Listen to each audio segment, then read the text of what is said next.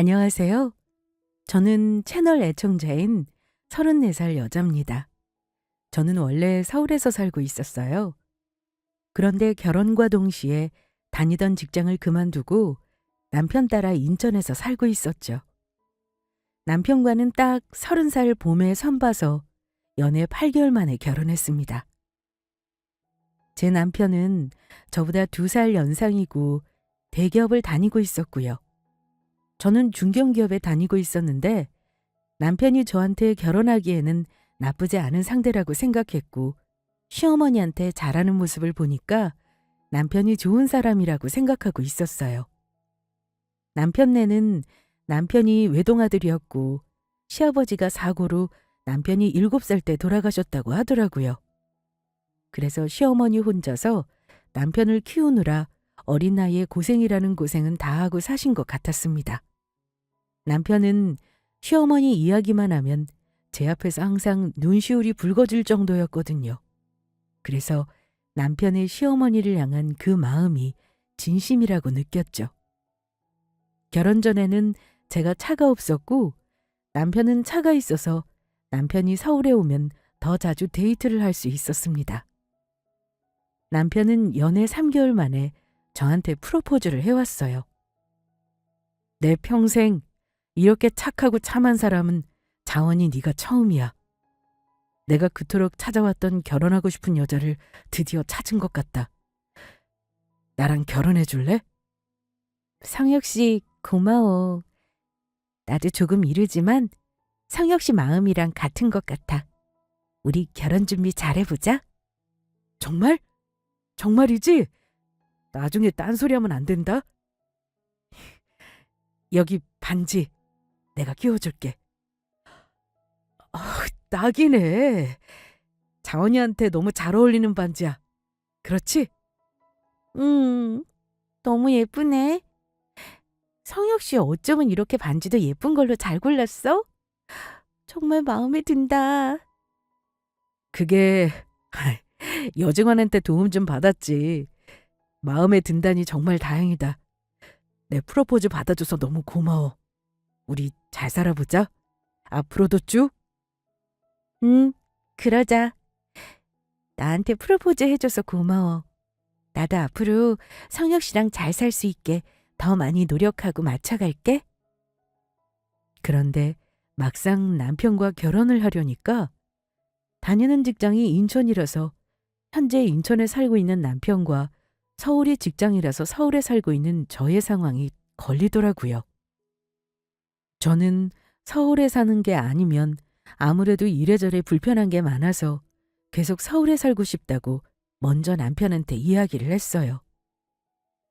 하지만 남편은 아예 자기랑 같이 인천에서 새로 시작하자고 하더라고요. 인천 살면서 직장도 그만두고 편히 사는 건 어떠냐고 하면서 말이죠. 저는 처음에는 놀라면서 거절하려고 했습니다. 자원아, 아무래도 인천이랑 서울은 거리가 좀 있잖아. 여기서 강남까지 대중교통으로 출퇴근하려면 못해도 편도로 2시간이고 왕복 4시간은 정말 체력적으로 많이 힘들 거야. 이참에 조금 쉬면서 자원이 네가 도전해보고 싶었던 글 공모전을 도전해보는 게 어때? 돈이나 내가 벌면 되고. 어? 그래도 직장을 그만두면 우리 예상 수입이 확 줄어들잖아. 내가 성혁 씨보다 적게 벌어도. 그렇다고 결혼과 동시에 직장을 그만두는 건 좀 아닌 것 같아. 당신 부담도 더 커질 거고. 내 걱정을 하지 말고. 난 정말 자원이가 글을 잘 쓰는 것 같아서 그래. 소질이 있다니까. 돈 걱정하지 말고 자원이가 집에서 글 쓰면서 꿈에 도전해봤으면 좋겠어. 그동안 자원이도 계속 취직해서 돈 벌어오기에만 바빴잖아. 이제는 내가 그런 든든한 사람이 되어줄게. 성혁 씨 너무 고마워.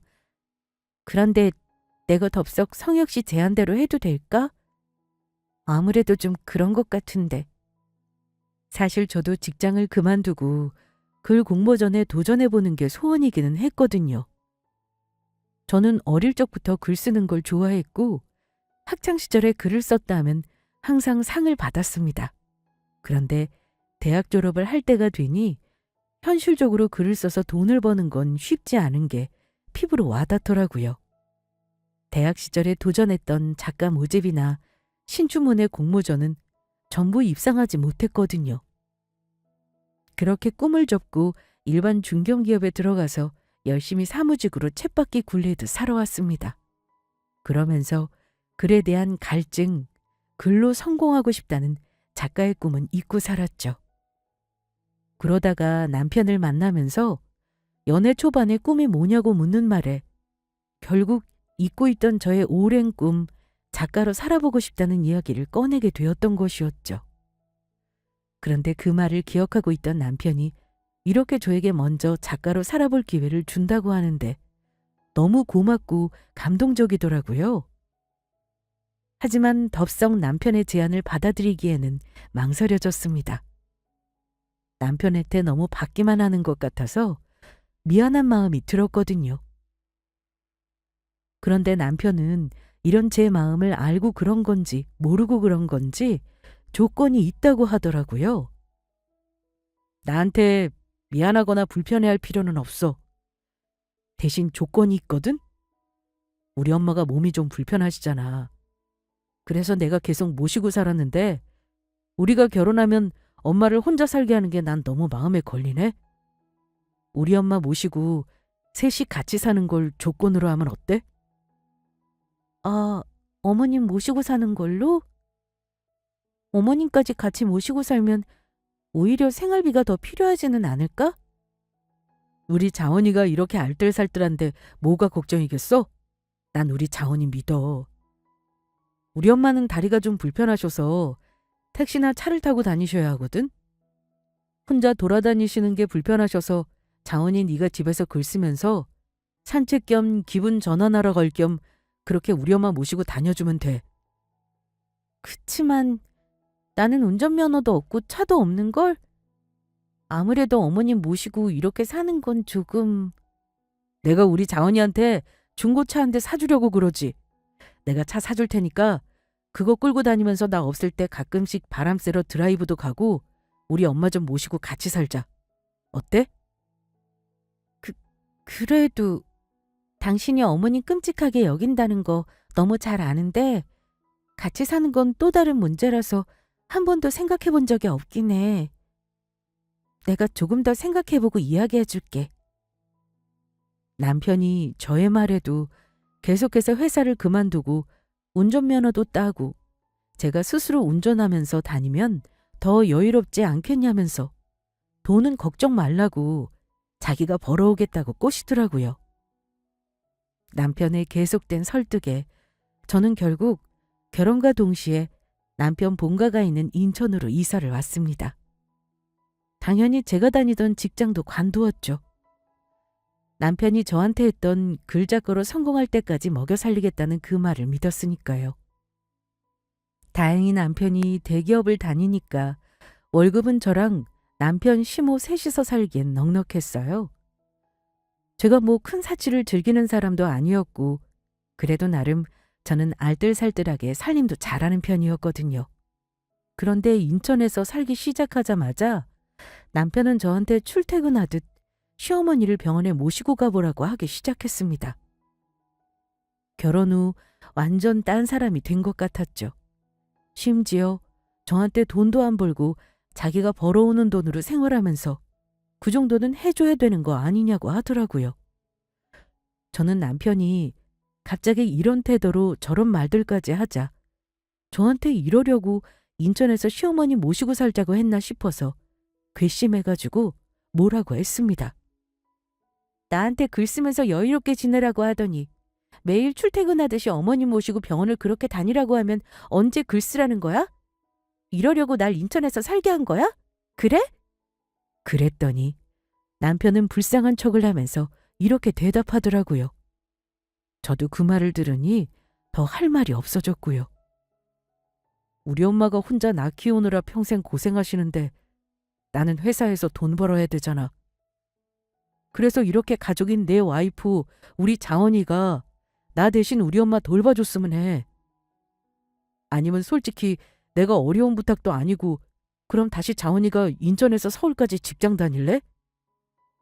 남편이 저보고 결혼하고 서울 강남 쪽에서 잘 다니던 직장 그만뒀는데 또다시 동인천에서 서울 강남 쪽까지 회사 구해러 다니라는 게 좀 그랬습니다.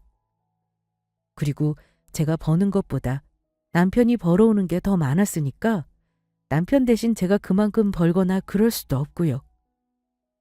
남편이 불쌍한 눈으로 그렇게 처량하게 저를 쳐다보는데 제가 무슨 불효를 저지르는 사람이 된 것 같더라고요. 그리고 저도 사실 저희 친정엄마가 암으로 고생을 하셔서 집에 아픈 사람이 있으면 가족들이 어떤지 너무 잘 알고 있었거든요.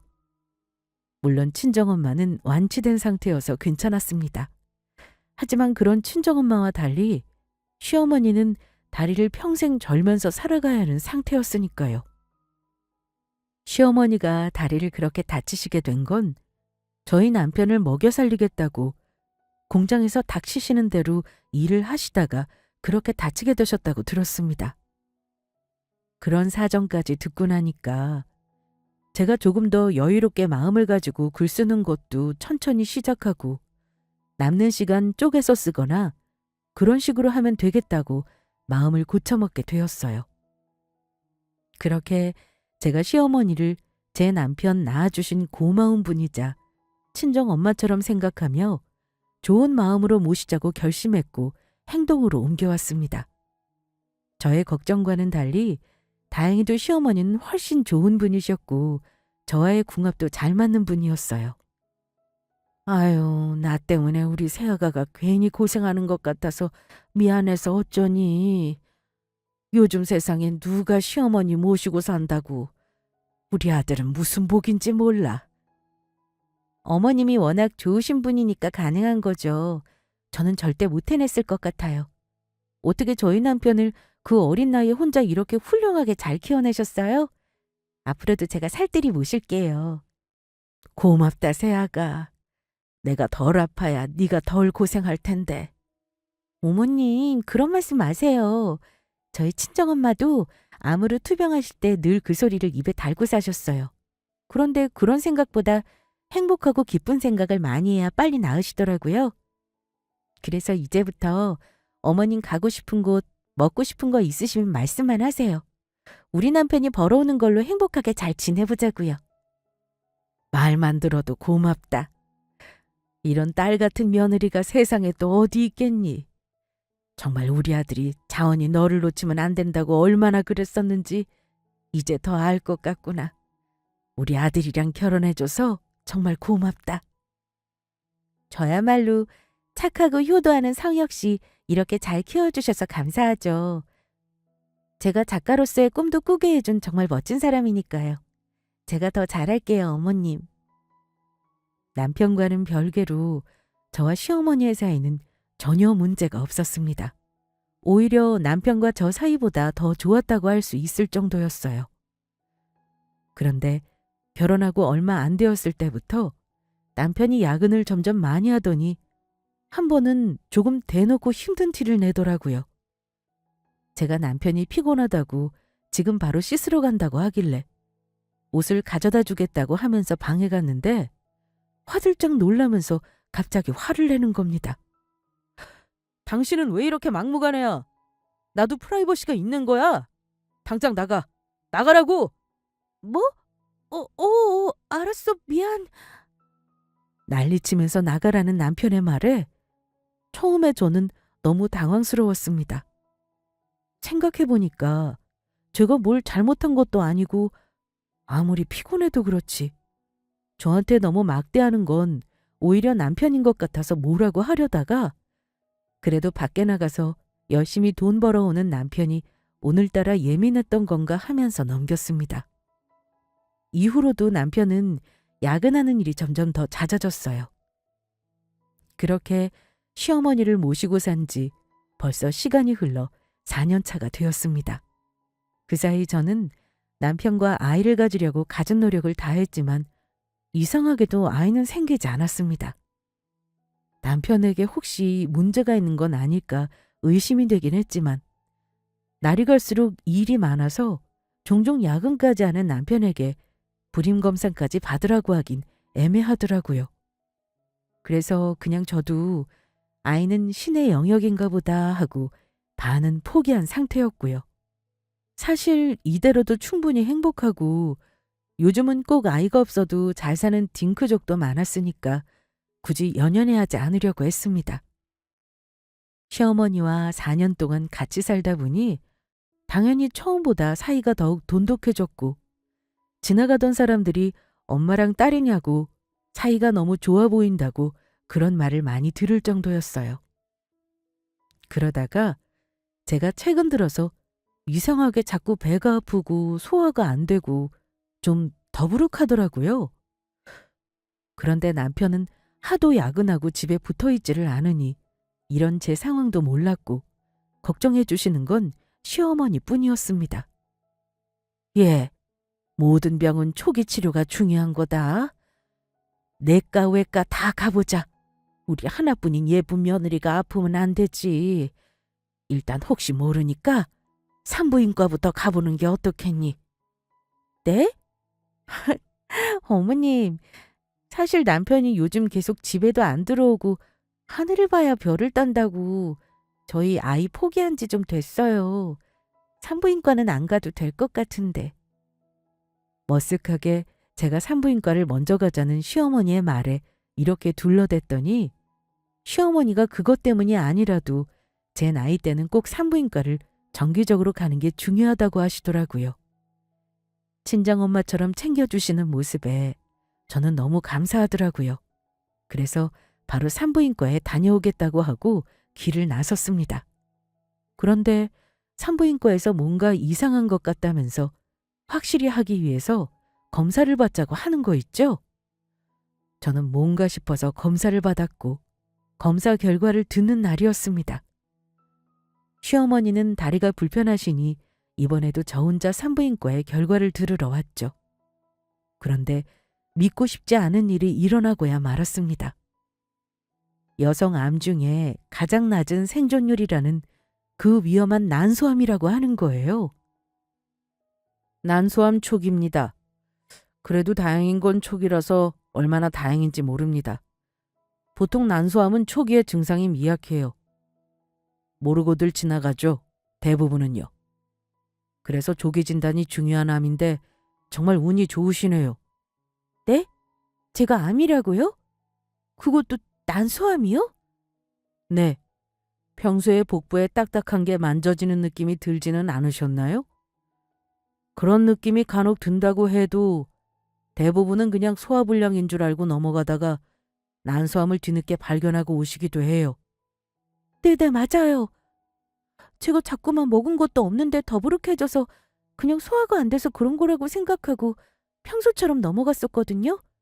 그런데 그게 난소암 증상이었다니 저는 정말 꿈에도 몰랐어요.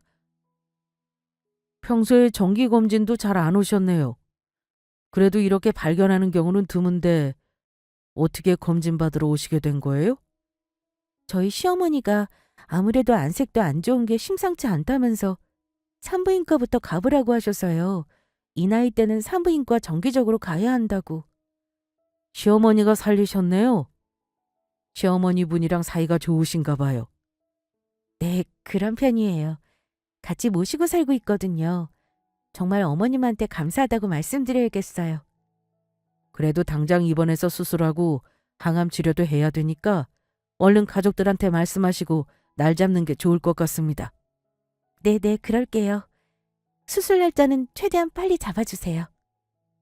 저는 난소암이라는 진단을 받고 나니 그동안 저의 건강 이상 신호를 그냥 지나쳐온 시간들이 주마등처럼 스치면서 후회가 밀려왔습니다.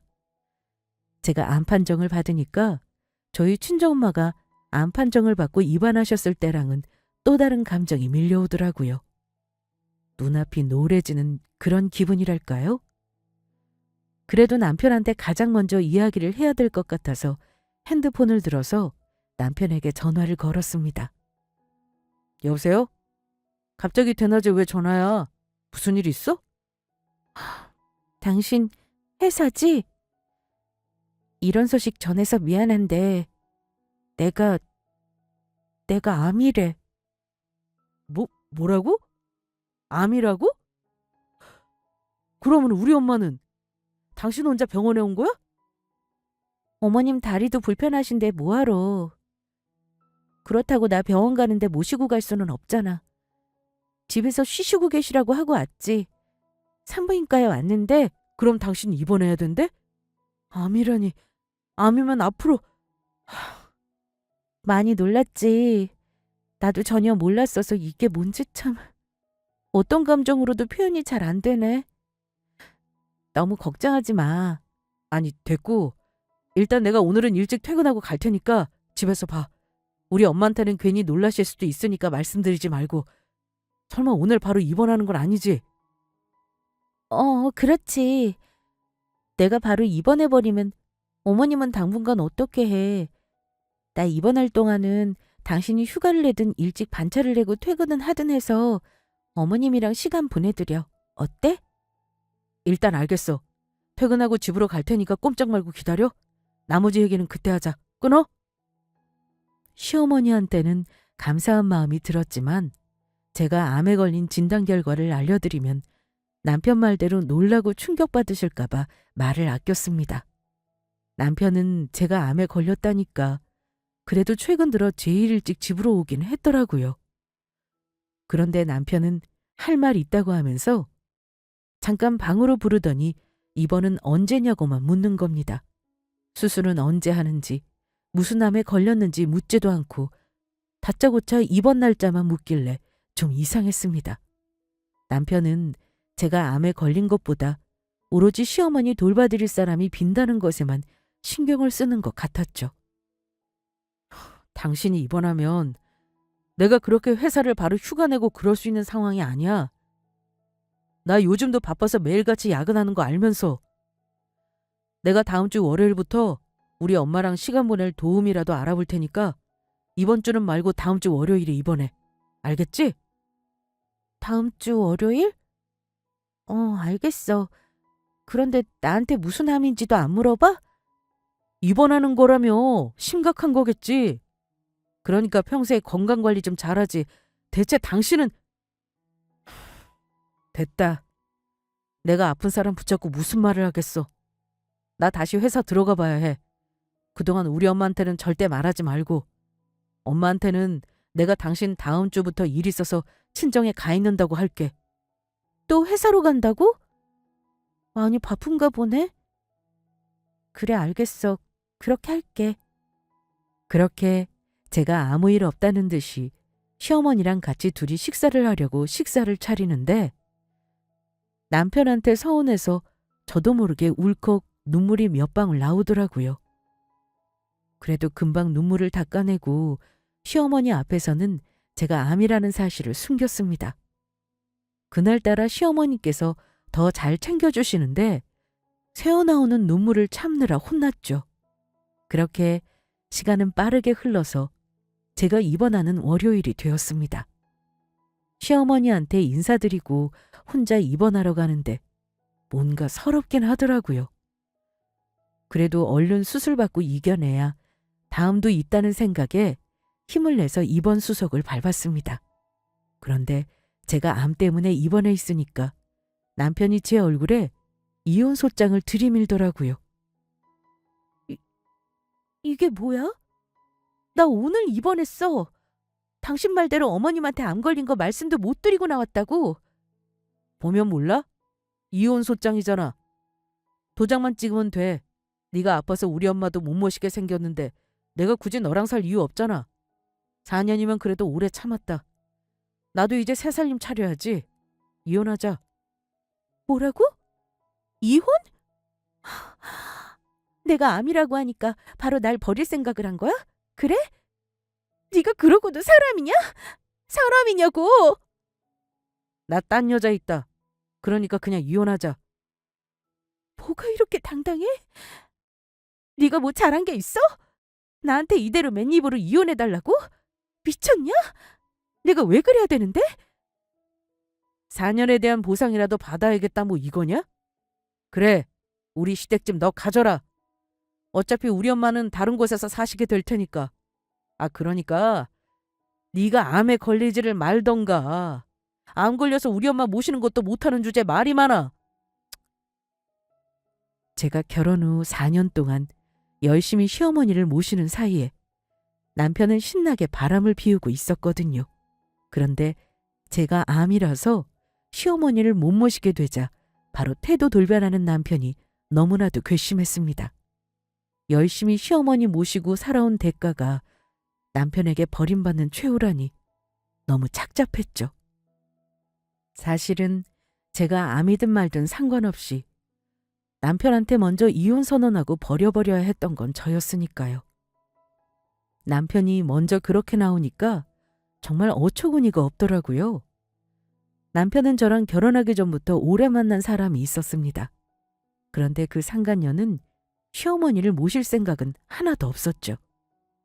남편은 자신만 바라보며 키워주신 시어머니를 돌봐줄 말 그대로 도우미 같은 여자가 필요했던 것이었어요. 그래서 평범하고 욕심 없는 저를 점찍어 두고 이용했던 것이죠. 그런데 제가 이 사실을 어떻게 알게 됐는지 궁금하지 않으신가요? 남편이 야근을 밥 먹듯이 참 열심히 하는데 승진 한 번 했다고 하는 걸 본 적이 없었습니다. 그래서 결혼 후 4년 동안 한 번도 승진을 못한 남편이 날이 갈수록 더 바빠지기만 하길래 이상하다는 생각을 했었죠. 그래도 열심히 일하는 남편에게 그런데 당신만 왜 승진을 안 해? 하고 물으면 상처가 될까봐 그동안 전혀 묻지 않았죠. 그런데 어느 날 택배 왔습니다 하면서 초인종 소리가 울리더라고요. 나가서 확인해 보니까 남편의 지인이 보낸 승진 축하 선물이었습니다. 제가 대신 선물을 받아들고 남편에게는 깜짝 축하를 해줘야겠다고 생각했어요. 그래서 동네 빵집으로 불이 났게 달려가서 케이크를 샀습니다. 마침 그날은 시어머니가 병원에서 정기검진 받는 날이었는데 검사에 시간이 좀 걸려서 저 먼저 집에 와 있었던 거였거든요. 그래서 그 시간에 케이크에 편지까지 써서 남편이 퇴근하기만을 기다렸습니다. 편지에는 그동안 승진하는 거 많이 기다렸지? 너무 축하하고 고생 많았어. 이런 내용으로 썼고요. 그날따라 남편이 웬일로 퇴근 시간에 맞춰 퇴근하고 집으로 왔더라고요. 그래서 저는 남편이 오자마자 식탁에 앉으라고 했죠. 바로 냉장고에서 케이크를 꺼내 촛불을 붙여서 깜짝 놀라게 해주려고 했는데 남편은 오늘 무슨 날이냐고 물어보더라고요. 순간 제가 내민 편지를 보고는 남편의 표정이 굳는 걸 보고 말았죠. 남편이 정색하면서 이렇게 저한테 되묻더라고요. 당신이 내가 승진한 것도 어떻게 알았어? 당신 집에서 우리 엄마나 잘 봐달라고 그렇게 말했는데 설마 나 뒷조사하니? 뭐? 아니, 당신 지인이 보낸 승진 선물이 집에 도착했더라고. 그래서 먼저 알게 됐지. 근데 당신은 이게 그렇게 놀랄 일이야? 얼른 케이크에 초나 불어. 얼른. 남편이 후하고 케이크 위 촛불을 불자마자 저는 남편에게 솔직히 털어놓으라고 나지막히 말했습니다. 그랬더니 남편은 갑자기 무슨 얘기를 하라는 거냐면서 잡아떼더라고요. 그래서 저는 남편의 지인이 보냈다는 그 승진 편지를 다시 한번 읽어주었어요. 축하합니다. 4년 전에 대리로 동기 중에는 제일 먼저 승진하시더니 이번 승진에서는 과장이 되셨다죠? 축하의 의미로 보냅니다. 지수. 그런데 이 지수는 대체 누구야? 4년 전이면 나랑 결혼했을 때인데 왜 그때 나한테 대리로 승진한 거 얘기 안 한 건데? 그동안 날 속인 거야? 대체 왜? 그럼 대리로 승진해서 오른 월급은 어디다 썼고? 이 지수한테 썼냐? 똑바로 말해. 제가 남편을 편지 내용을 토대로 막 다그치자 그제서야 남편이 뭔가 캥기는 게 있었는지 잘못했다고 했습니다.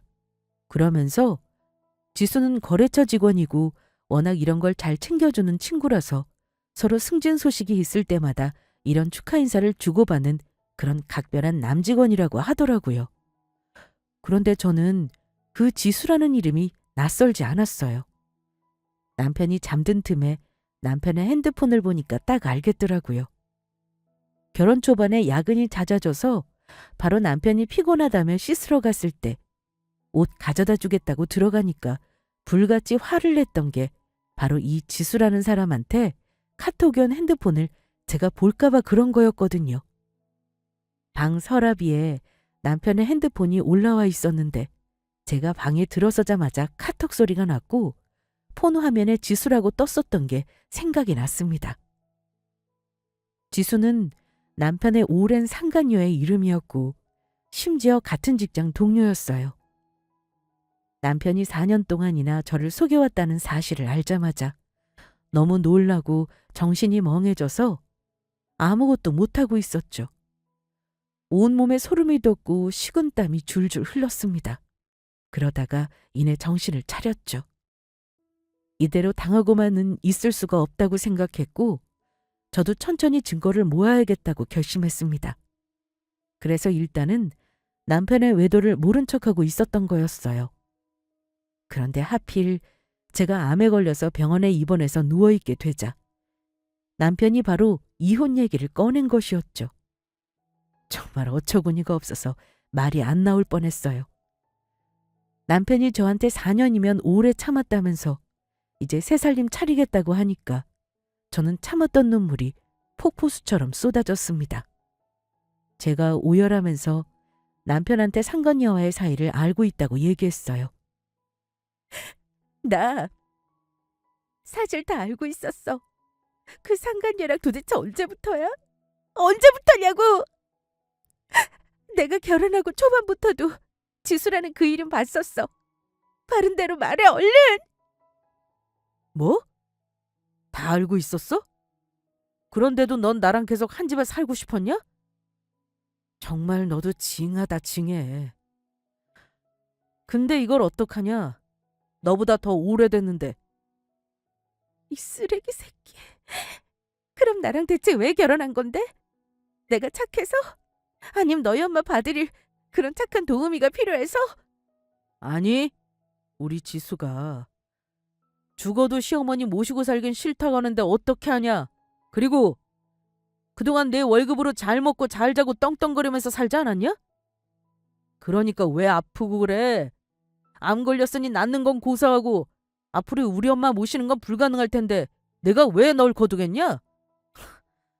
상황 파악된 것 같은데 이제 슬슬 이혼 도장 찍지 그래?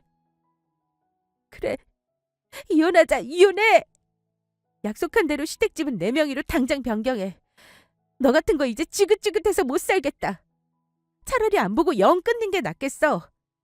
이러다 내 병만 도지겠다. 그래, 정말 잘 생각했어. 이렇게 이혼 도장 찍으면 서로 깔끔하고 더 험한 꼴 볼 일도 없고 얼마나 좋아. 그럼 수고. 암투병 혼자 잘해라. 우리 엄마한테는 앞으로 연락하지 말고. 그래, 이혼해 줄 테니까. 자, 이거 가지고 꺼져. 꺼져버리려고! 결국 제가 남편이 들고 온 이혼 소장에 이혼 도장을 찍어줬습니다. 남편한테는 저랑 시어머니랑 셋이 살던 그 시댁집을 받는 것으로 위자료는 마무리하기로 했죠. 물론 이것만 받고 끝이라는 생각은 아니었습니다. 일단 난소암부터 치료하고 그 다음을 기약하기로 한 것이죠. 그런데 그때는 몰랐던 정말 상상도 못한 대반전이 일어났어요. 이혼하고 저는 병원에서 혼자 암수술을 하고 투병을 하고 있었는데 반가운 얼굴이 찾아온 것이었습니다. 저는 너무 놀라고 반가워서 아픈 몸을 일으켜 세웠어요. 아이고, 아니야. 일어날 필요 없다. 이혼 소식 들었어. 아무리 생각해도 내가 아들을 잘못 키운 것 같다. 정말 미안하구나. 몸은 어떠니?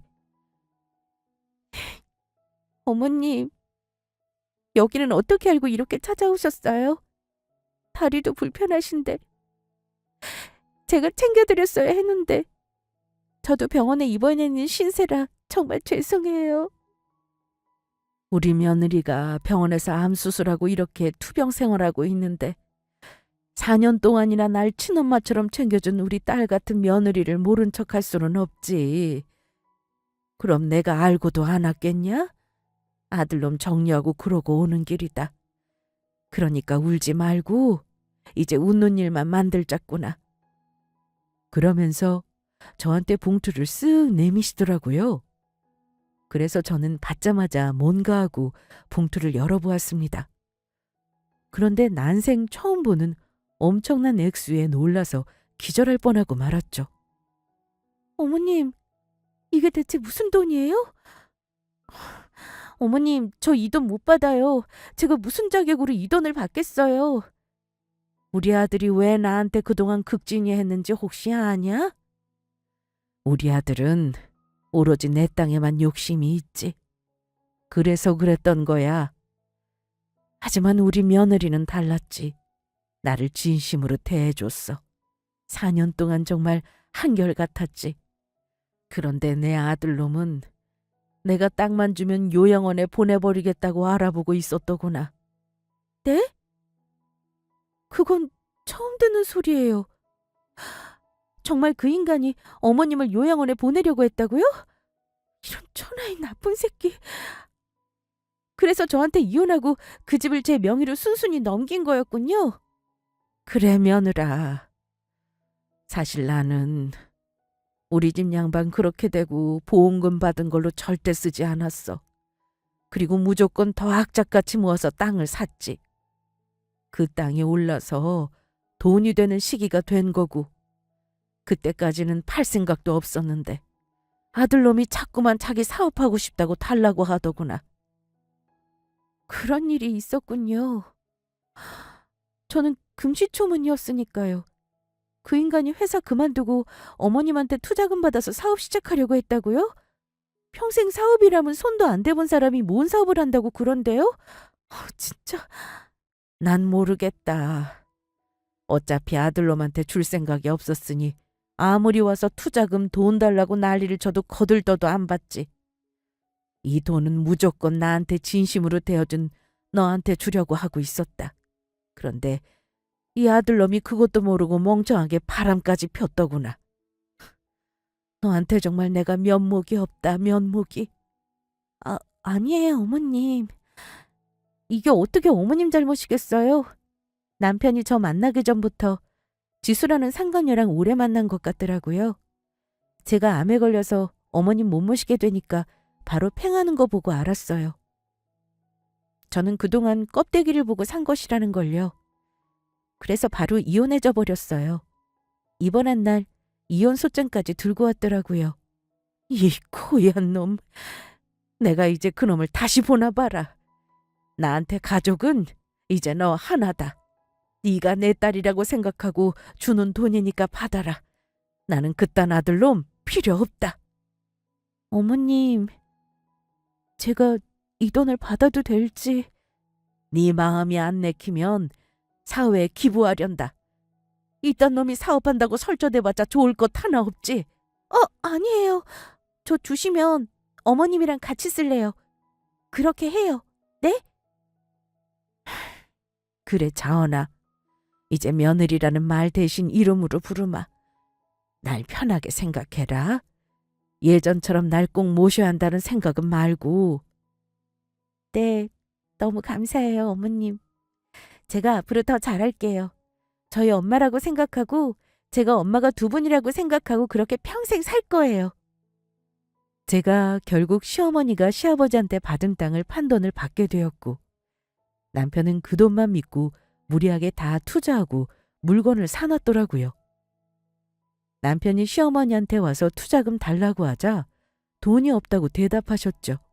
그랬더니 남편이 그 큰 돈을 어떻게 했냐며 땅 팔아서 돈 받은 거 다 안다면서 뭐라고 하면서 그 돈을 줄 곳은 저밖에 없다는 걸 깨달은 겁니다. 그래서 남편이 시어머니한테 제가 돈 받은 걸 알게 되었고 자기 아빠가 남기신 거니까 자기 몫이라면서 다시 돌려달라고 하더라고요. 하지만 저는 남편한테 그 돈을 줄 이유가 전혀 없었습니다. 시어머니도 저한테 이 돈은 남편이 찾아와도 절대 주지 말라고 하셨거든요. 남편이 저랑 결혼 전부터 시어머니한테서 이 땅을 팔아서 자기를 달라고 얼마나 닥달했는지 정말 듣다가 화가 날 지경이었습니다. 시어머니가 남편이 챙겨주는 걸 거부하시고 불편해하셨던 건 다 이유가 있는 행동이었던 거죠. 오히려 남편보다 저를 더 편애하시고 찾으셨으니까요. 그런데 남편은 끝까지 자기 거라면서 땅 판 돈을 내놓으라고 윽박만 질렀습니다. 우리 아빠가 우리 엄마한테 남기신 돈으로 산 땅이야. 그 땅을 팔았으니 당연히 내 몫이지. 네가 나랑 이혼한 마당에 무슨 자격이 있다고 그 돈을 받아? 당장 안 내놔? 당신이야말로 이혼한 사이에 말이 많네. 이건 어머님이 나 주신 거야. 그리고 4년 동안 날 속여온 당신한테 이 돈 절대 못 줘. 어머님도 당신한테 절대 주지 말라고 하셨거든? 게다가 너 이 불효자 새끼야. 어머님을 요양원에 보낼 생각이었다며? 내가 이 돈으로 어머님이랑 같이 살 더 좋은 집 구할 거니까 꺼져. 그게 지금 무슨 말도 안 되는 소리야? 당장 내놔, 당장! 내가 지금 벌려놓은 게 얼마인데 내가 그 회사만 나오면 당신이랑 바람난 상관요. 같은 회사잖아. 어떻게 해줄까? 당신 회사에 당신 바람피고 월급 빼돌린 거 다 소문나게 해줘? 아, 회사 나올 거라고 했지? 그런데 사업자금 없어서 어떻게 나간다고 그래? 뭐야? 너 그걸 어떻게 한 거야? 어? 정말 우리 뒷조사라도 한 거야? 그래? 그러면 내가 아직도 모를 줄 알았어? 심지어 네 상간녀도 유부녀잖아. 잘 사는 집 딸이던데. 그리고 그 상간녀 남편도 너랑 같은 회사 사람이더라? 아, 이 재밌는 사실은 나만 알고 있으면 안 되겠지? 아, 안 돼. 안 돼. 어떻게 한 거야? 진짜. 일단 내가 잘못했어. 그 지수는 아무 잘못 없으니까 괜히 끌어들이지 말고 이 진흙탕 싸움은 우리끼리 해결하자. 그래야지. 당사자는 우리 둘이잖아. 왜? 그 상간녀도 당사자지. 제3자는 아니지 않나? 아무튼 네가 사업하려고 한 것도 결국 그 상간녀랑 더 자유롭게 만나보려고 한 것 같은데 어림도 없지. 네 사업 자금은 내가 쥐고 있고 상간녀도 상간녀 남편도 너도 계속 같은 회사 다니면서 내가 언제 니들 소문 퍼뜨릴지 기대하고 있으라고. 저는 남편과 이혼하기 전에 이미 남편이 회사 사람이랑 불륜을 저지르고 있는 걸 알았잖아요. 그래서 그동안 탐정을 시켜서 증거를 모으고 있었습니다. 그렇게 모은 증거로 원래는 남편한테 이혼하자고 할 작정이었거든요. 남편과 바람핀 상간녀가 유부녀라는 것, 그리고 그 상간녀의 남편도 제 남편과 같은 회사 동기라는 건 증거를 모으다가 알게 된 사실이었습니다. 그런데 제가 암에 걸려서 병원에 입원하자마자 이혼 소장을 들고 와서 도장 찍으라는 남편을 보니 도저히 안 되겠어서 그냥 아예 한시라도 빨리 연을 끊어야겠다고 생각했던 것이었죠. 제가 남편에게 회사 사람들에게 알리겠다고 협박하자 바로 알겠다면서 제발 회사에만은 알리지 말아달라고 사정을 하기 시작했습니다. 제발 부탁이야. 내가 다 잘못했어. 당신 암 걸리자마자 이혼 얘기 꺼낸 것도 그렇고 그동안 당신 속이고 지수랑 만나온 것도 그렇고 다 잘못했어. 잘못했다고. 그러니까 나한테 이러지 마. 어? 내가 왜? 너랑 나 이제 아무 상관도 없는 사람이잖아. 내가 왜 너 같은 놈 얘기를 들어줘야 할까? 나는 계속 너희 어머님 모시고 살 거야. 너보다 내가 더 자식 같고 좋으시다잖아. 이만큼 나한테 지원을 해주시는데 엄마 2명 생긴 셈 치지 뭐. 처음에 네가 어머님 모시고 살자고 했을 때부터 난 엄마 둘이라고 생각해서 아무 문제 없거든? 그러니까 나랑 어머님 인생에서 빨리 꺼져라. 아니, 엄마는 왜 내가 아니라 너야? 진짜 어이가 없네. 내가 친아들인데 진짜 이건 말도 안 되잖아. 내 사업자금은 그럼 날 한 푼도 안 주겠다고? 시끄럽다. 소문나고 싶어서 그러냐? 이 상황 알아들었으면 끄덕이고 빨리 꺼져줄래? 네 그 더러운 낯짝 쳐다보기 역겹거든? 알겠어. 알겠다고. 이제 지수한테 뭐라고 하냐고 난. 결국 퇴사도 못하고 사업 벌려놓는 건 어쩌라고. 나 갈 테니까 소문은 내지 마라. 약속했다. 너 하기에 달렸지. 허튼 수작 부리면 바로 소문낼 거니까 각오해라. 행동 똑바로 하고 다신 내 눈앞에 나타나지 말고! 저는 그렇게 남편과 이혼한 후로 시어머니께서 찾아와 땅을 판 돈도 쥐어주시고 사과하시면서 저한테 아들보다 더 소중하다고 해주셔서 정말 큰 힘을 얻었습니다. 난소암 초기에 발견해서 다행히 바로 수술을 한 것도 시어머니 덕분이었잖아요. 그렇게 수술 마치고 투병 생활 잘 견디고 나니까 저의 암이 극적으로 치유가 되었습니다. 남편은 버려버리고 저는 시어머니랑 딸과 엄마처럼 잘 살아가고 있습니다. 늘 그래왔듯이 똑같이 말이죠. 한 가지 바뀐 게 있다면 저희 친정엄마, 친정아빠랑도 더 자주 본달까요?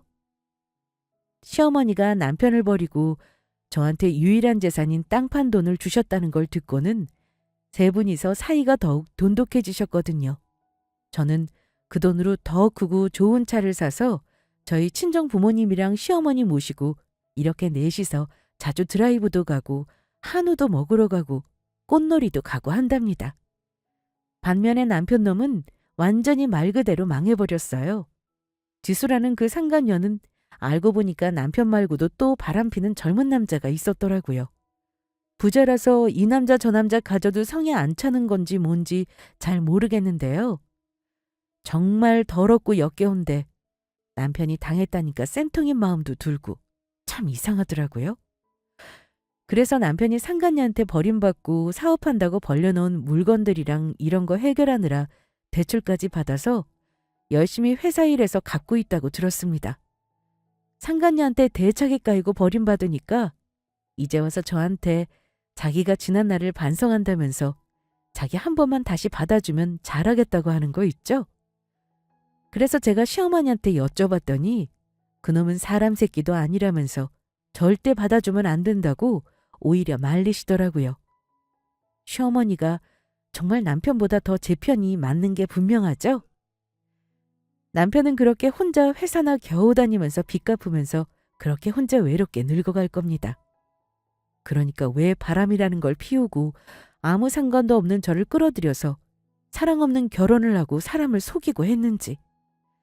남편이 벌 받는 거 전혀 불쌍하지 않고 오히려 응당받아야 하는 벌이라고 생각해요.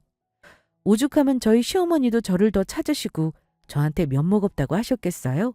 다 남편이 자업자득으로 당했다고 생각합니다. 그래서 이제는 남편 생각 안 하고 오로지 저랑 저희 친정 부모님이랑 시어머니랑 더 행복할 궁리만 하려고요. 어디로 여행 가면 좋을까요? 이번 여름에 모시고 가려고 하는데 좋은 여행지 있으면 댓글로 좀 추천 부탁드릴게요. 지금까지 저의 이야기를 끝까지 잘 들어주셔서 너무너무 감사합니다. 여러분들의 앞날에 기쁘고 행복한 일들만 가득하실 거예요. 감사합니다.